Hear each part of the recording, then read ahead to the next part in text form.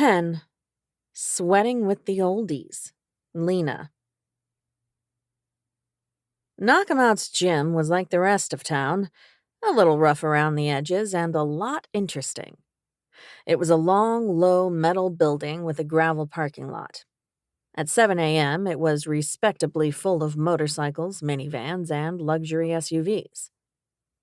I'd spent a good portion of the night tossing and turning, thinking about Nash's proposition. I wasn't used to a man getting under my skin or into my head like that. I hoped a good workout would help me shake out the obsessive rumination about exactly how close Nash wanted to get to me, or how close I was willing to let him. I was tempted. Very tempted. It was exactly the kind of rush the old me would have jumped at. But wasn't it time to break old patterns? To learn to make better choices? Besides, if I let the man into my bed, he'd want to get close. And close meant I'd run the risk of Nash discovering my practically insignificant omission of the truth, which he would definitely view as an act of war. And this was why I didn't do things that remotely resembled relationships. So what if his hands on me made me feel melty and decadent like a gourmet grilled cheese? This was one challenge I didn't need to meet. One mystery that didn't need solving. The smart thing would be to avoid him, just stay out of his way, get the job done, and be on my way. Inside, the music was hard-driving classic rock instead of the usual peppy pop mix most gyms preferred. There were no tanning beds or massage chairs, just rows of machines, free weights, and sweaty people. You knew? The girl behind the corrugated metal front desk had a nose piercing, a neck tattoo, and the body of a yoga goddess. Yeah, I'm meeting Mrs. Tweedy and her friends. She flashed a quick grin. Have fun with that. And definitely sign this. She slid a clipboard with a waiver toward me. Wondering just how bad a workout with septuagenarians could possibly be, I scrawled my name at the bottom and handed it back. Try not to hurt yourself keeping up, she warned. Locker rooms are behind me. Your crew is down there. She pointed toward the far end of the gym. Thanks, I said, and headed in that direction. The center of the space was occupied by a few dozen cardio machines, treadmills, ellipticals, rowing machines, bikes. There was a large studio in the back where some kind of boot camp class was in progress. Someone was throwing up in a trash can, and another person was lying flat on their back with a towel over their face while the instructor led the rest of the class through an excessive number of burpees. The crowd was a melting pot of horse people in their Lululemon and high-tech gadget watches, mixed with the biker crowd flexing their tattoos and ripped tank tops and bandanas. Running full out on neighboring treadmills were a lean 20-something white guy in head-to-toe Under Armour and a black woman with silver box braids and a Harley tank top that had seen its own mileage. His face was contorted from effort. She was grinning. Agatha and Blaze, middle-aged biker babe lesbians who frequented Knox's honky-tonk, threw me a salute from their side-by-side stair climbers. Lena! Mrs. Tweedy waved from the free weights section. The half-dozen elderly folks in matching tracksuits behind her eyed me as I approached. Mornin', I said. Gang, this is my new neighbor and bestie, Lena. Lena, this is the gang, she said. Hi, Lena, they said as one. Hi, gang. They were a motley crew if I'd ever seen one. Best guess, their ages ranged from mid-60s to 80s. There were wrinkles and gray hair, but also muscles and top-of-the-line athletic shoes. You ready to work? Mrs. Tweedy twanged. Sure. I'd stuck mostly to running since arriving in town. A nice, easy weight workout would be a good way to ease back into strength training. Don't start without me. Steph jogged up in designer gym threads. We meet again, I said to him. About time, Steffi, the woman on Mrs. Tweedy's right said. Her jet black hair was streaked with silver, and her t-shirt said, "My warm-up is your workout." I was in the parking lot giving myself a pep talk, he said. He looked at me. You sure you're up for this? I scoffed. I run 5 miles a day. I think I can keep up. Mrs. Tweedy clapped her hands. Let's get these old bones warmed up, y'all. Oh, God. I'm dying. Save yourself. Go on without me, I begged Steph. He reached down and hauled me off the long strip of mat that ran along one wall of the gym. My knees buckled. I was a dehydrated husk of a human being. My muscles were too weak to hold me up. Miraculously, my heart had stayed in the safe zone throughout the workout from hell, but the rest of my body had given up.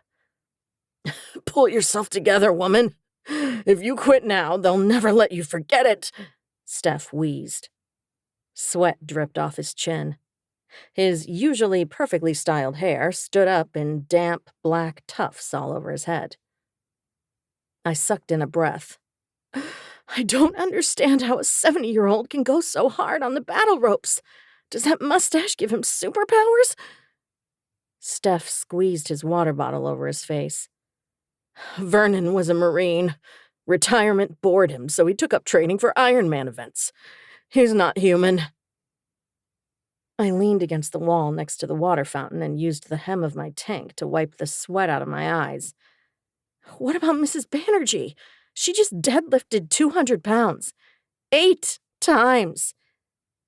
Aditi started lifting weights in her 50s. She has 3 decades of experience. Let's go! You can rest when you're dead, Mrs. Tweedy bellowed. I can't do it, I moaned. Steph put his hands on my shoulders, but the sweat made me too slippery to hold on to. He gave up and leaned against the wall next to me. Listen to me. We can do this. We will do this. And when we're done, we'll go to Cafe Rev, order red line lattes, and eat our weight in pastry. I need more motivation than pastry. Shit. He pushed away from the wall and faced me, looking ill. Shit what? Did they just add more wall balls? I hit myself in the face last round. Wall balls were a special kind of hell that involved squatting with a heavy exercise ball and then explosively launching out of the squat to throw the ball several feet above your head. They were worse than burpees. I hated them. Steph shoved both hands through his hair, then with a grimace wiped his palms on his shorts. How do I look? Like you were just dragged into the deep end of the pool by Hansy Merman. Damn it. But in a totally handsome Henry Golding kind of way, I amended. Maybe I should take off my shirt. What's happening right now? I demanded, snatching the water bottle out of his hands and aiming for my mouth. Jeremiah just strutted his fine ass in here to do bicep curls. I didn't stop sucking down water, but I did peer over Steph's shoulder. The gorgeous barber wasn't hard to spot, curling 45s in front of the mirror, next to Nash Morgan. I choked and nearly drowned. Shit! I yanked off my headband and soaked it with water before putting it back on. Steph elbowed me. Excuse me? You can't have him. He's mine. If I ever get up the nerve to actually ask him out. I'm not shitting about Jeremiah, dummy. I'm shitting about Nash dad-ass Morgan, I hissed. A flutter in my chest had me glancing down at my watch. My heart was steadily thumping along. Now the flutter was moving into my stomach. Apparently, this wasn't a structural defect. This was worse.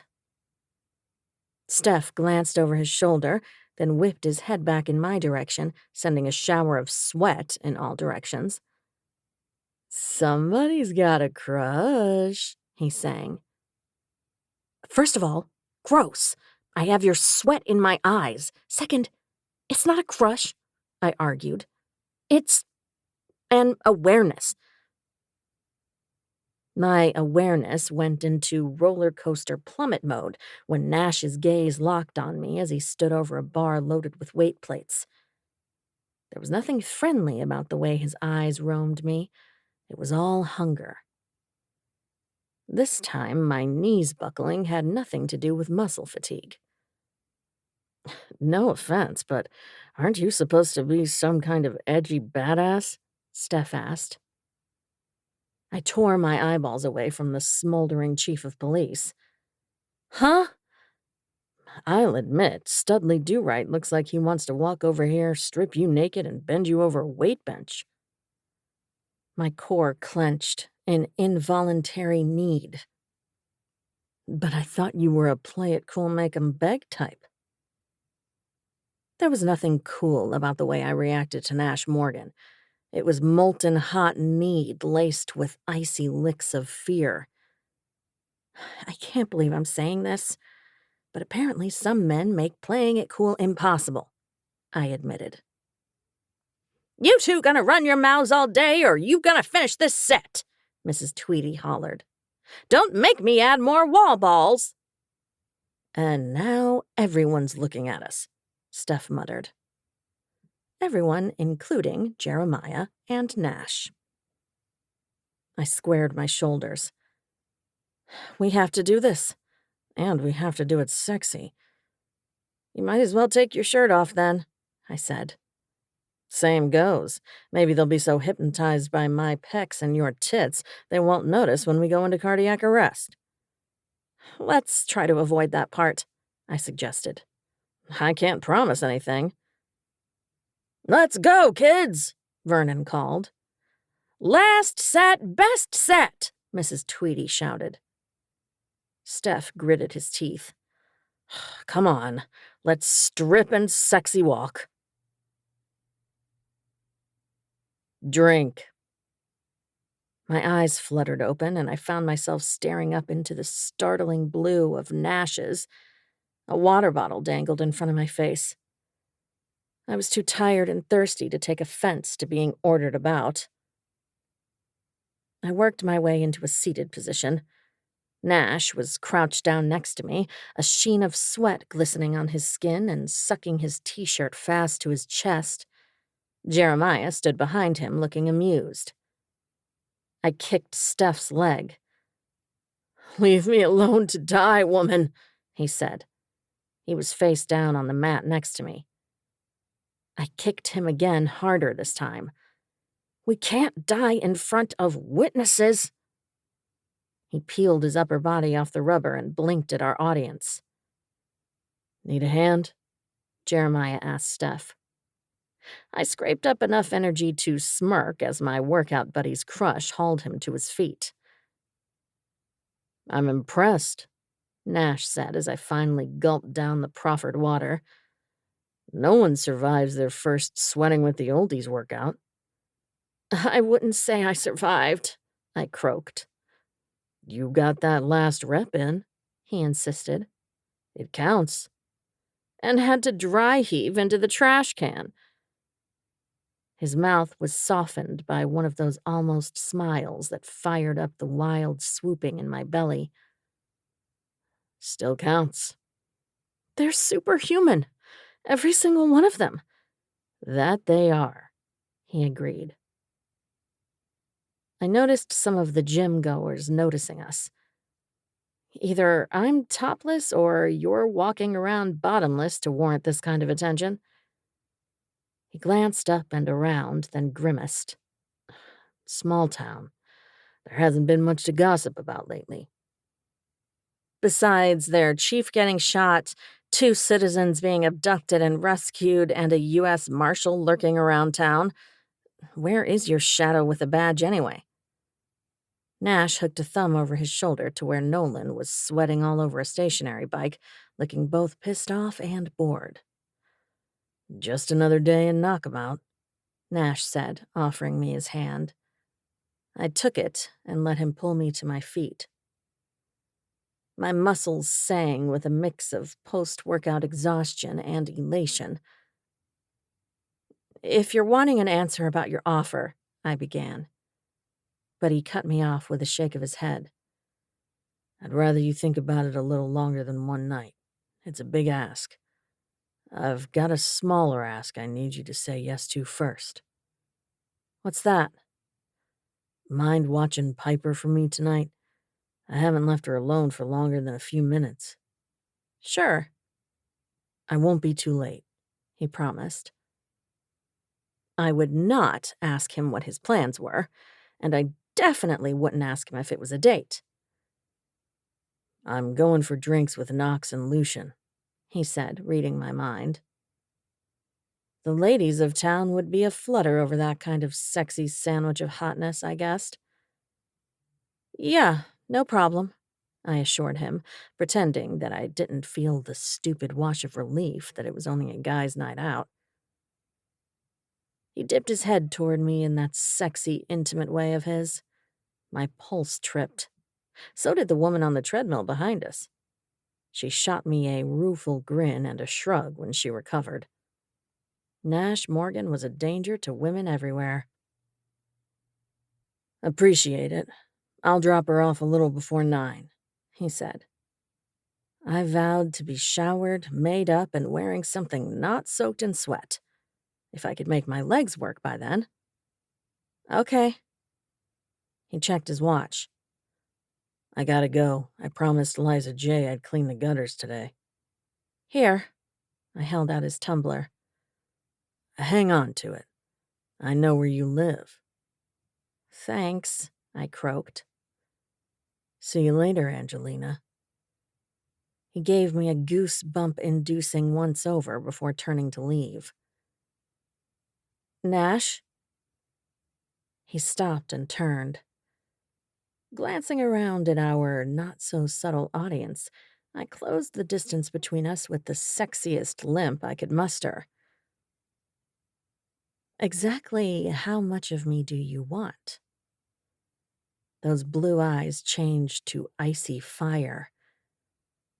The gentlemanly answer would be as much as you're willing to give. "And you're a gentleman?" "I used to be." Then he lifted his chin. "Drink more water, and don't forget to stretch or you'll regret it tomorrow." It was a good thing my face was already on fire from exertion. He flashed me a wink and the ghost of a grin before heading for the locker room. I watched him go. So did the rest of the female population of the gym, and a handful of the men, too. Nolan got up and wiped down his bike. He threw me a little salute before following Nash. Steph appeared next to me. "Still up for coffee and carbs?" He had a goofy grin on his face. "God, yes. Why do you look so happy? Are you delirious?" "I think so. Jeremiah gave me a sweat towel. Nash gave me his water. Are we as pathetic as I think we are?" "Oh, much worse," Steph insisted. Vernon clapped me on the shoulder on his way to the treadmills. "Way not to suck too bad out there." "Thanks," I said. "You did well," Aditi said. "If you're up for it, tomorrow is chest and back day," Mrs. Tweedy offered. "Don't you dare say yes or I'll have to come too, and I need 3 days to recover," Steph whispered. My laugh was a barely audible wheeze.